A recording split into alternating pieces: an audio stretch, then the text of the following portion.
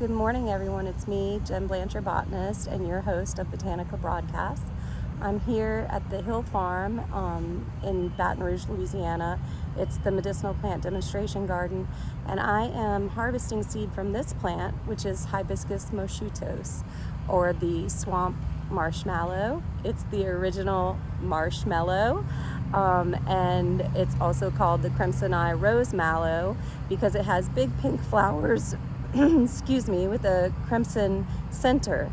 And so this plant actually was the first marshmallow. It was made from the roots of this plant, and it was a medicinal plant that was used by the Native Americans of North America and still is used today by tribes throughout the US to make medicine. And how that medicine worked was it was predominantly used, the roots were used to make marshmallows that were throat lozenges that had a mucilage that helped to soothe a sore throat.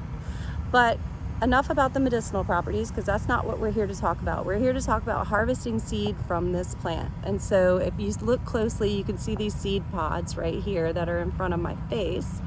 And these seed pods are ready to be harvested because they are partially open. This camera, you know, I need a cameraman in my life.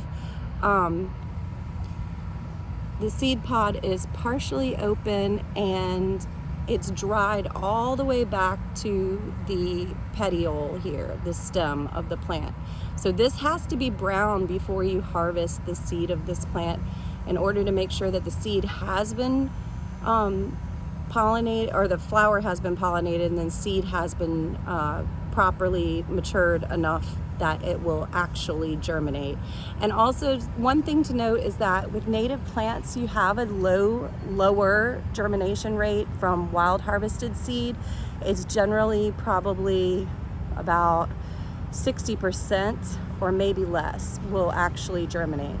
But I'm out here harvesting some of this seed because this plant is going to drop these seeds on the ground, and I want to get them before they actually hit the ground, or maybe a bird gets them or something, or an insect. So I'm harvesting the seed today, and just wanted to do a quick video to tell you about this plant and its properties.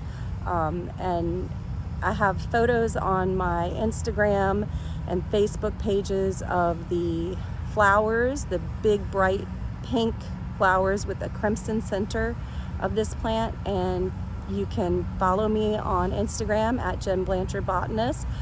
Follow the Botanica Broadcast page on Instagram. Also follow Botanica Broadcast on YouTube. And I hope you have a great day.